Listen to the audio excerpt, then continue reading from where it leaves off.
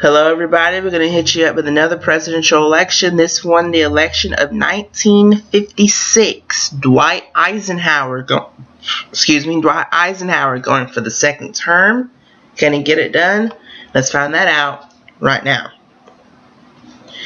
Now we're going to start off with the incumbent party, and that's the Republican Party. Dwight D. Eisenhower, the incumbent president from New York, leading the GOP to his first presidential election victory since 1928. 4 years earlier, in the 1952 election, and early in 1956, there was speculation that Eisenhower would not run for a second term due to his health. Eisenhower has suffered a serious heart attack the previous year, 1955, and in early 1956, he underwent surgery for elatus. But he quickly recovered after both incidents, and after being cleared by his doctors, he decided to run for a second term. And come the Republican National Convention, he really doesn't face any opposition to his renomination, and he is renominated pretty easily.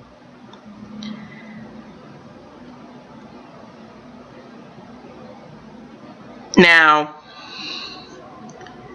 Eisenhower eventually announces in spring of 1956 that he is going to bring along for the ride once again his vice president from California, Richard Nixon.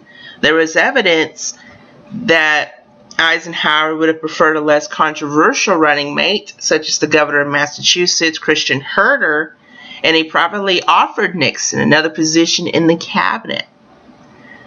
But Harold Stassen of Minnesota, the former governor, was the only Republican to publicly oppose Nixon's renomination for vice president, and Nixon also remained highly popular among the Republican rank and file. He had also reshaped the vice presidency, so Eisenhower ultimately keeps him on the ticket. Now that we have a Republican ticket of Eisenhower and Nixon, let's go to the Democrats. Now, in the primaries, it was between Adlai Stevenson and Tennessee Senator Estes Fauver. But by the time the Democratic National Convention rolls around, the governor of New York, W. Averell Harriman, is added into the mix as well. But at the end of the day, it is going to be Adlai Stevenson II, once again, gaining the Democratic nomination for president, and he's going to bring along for the ride Senator Fauver as his running mate. Ding, ding, ding, ding, ding, ding, ding. Rematch, rematch, rematch. Eisenhower and Stevenson, number 2. We have a Republican ticket of Eisenhower and Nixon, the Democratic ticket of Stevenson and Fauver. Eisenhower, Stevenson, round 2. Let's see who's going to win this thing.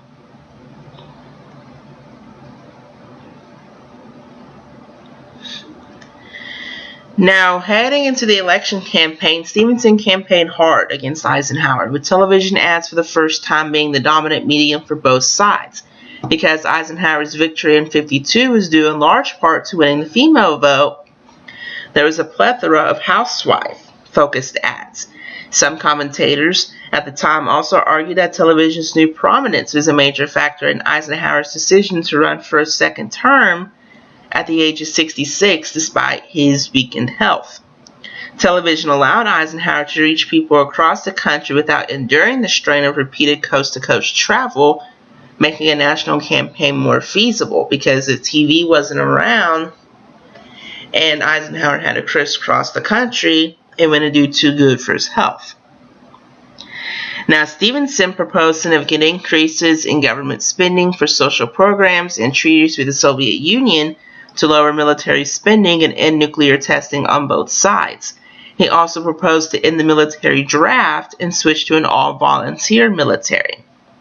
Now, these ideas Eisenhower was publicly opposed to, but privately, he was working on a proposal to ban atmospheric nuclear testing. Eisenhower had retained the enormous personal and political popularity he had earned during World War II, and he maintained a comfortable lead in the polls throughout the campaign. Eisenhower was also helped by his handling of two developing foreign policy crises, that occurred in the weeks before the election.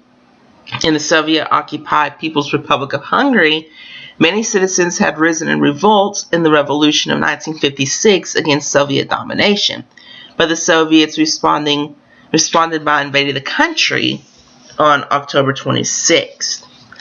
Most of Eastern Europe during the Cold War was either a part of the Soviet Union itself or kind of like under the influence of the Soviet Union, Soviet-style government. 3 days later, a combined force of Israeli, British, and French troops invaded Egypt to topple Gamal Abdel Nasser, who was the president of Egypt at the time, and seize the recently nationalized Suez Canal.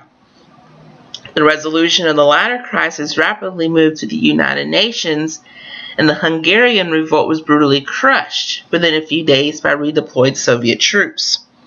Eisenhower condemned both actions but was unable to help Hungary. He did, however, forcefully pressure the Western forces to withdraw from Egypt, and as a result, the United States became the world leader as opposed to the United Kingdom. Now, while these two events led many Americans to rally in support of the president and swelled his expected margin of victory, the campaign was seen differently by some foreign governments. The Eisenhower administration had also supported the Brown v. Board of Education ruling in 1954. This overturned Plessy v. Ferguson from 1896. This ruling by the U.S. Supreme Court ended legal segregation in public schools.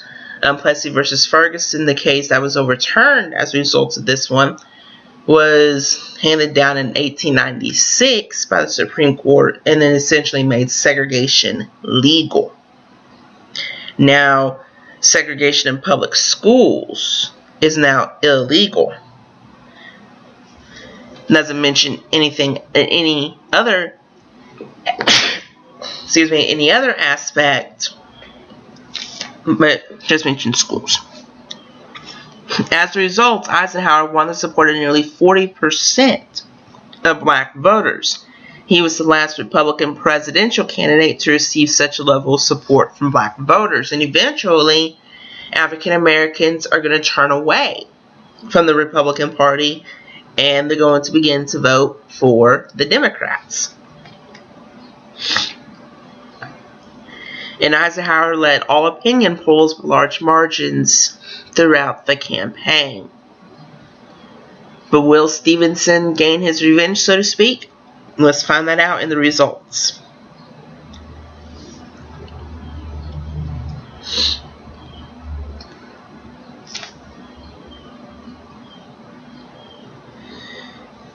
Now, Adlai Stevenson and the Democrats doing a little bit better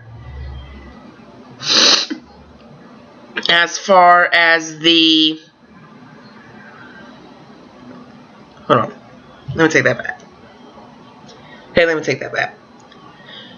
Now, Adlai Stevenson does not gain his revenge. Eisenhower is going to defeat Stevenson for the second time in yet another landslide. 457 electoral votes for Eisenhower and the Republicans, but only 73 for Stevenson and the Democrats. So Eisenhower doing better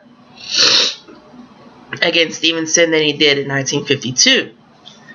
41 states are going to end up voting for Eisenhower and the Republicans, and that includes 5 southern states: Virginia, Tennessee, Louisiana, Florida, and Texas. Only 7 states are going to vote for Adlai Stevenson and the Democrats. 6 of them were in the South: Arkansas, Mississippi, Alabama, Georgia, South Carolina, and North Carolina. Also Missouri going Democratic.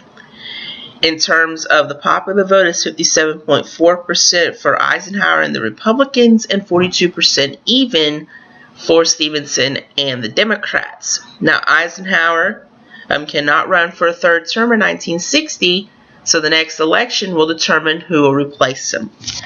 And with that, I hope you enjoyed this video. I hope you got a lot out of it. If you haven't seen any of my previous videos, go ahead and watch those if you want. And with that, we will see you next time at the election of 1960.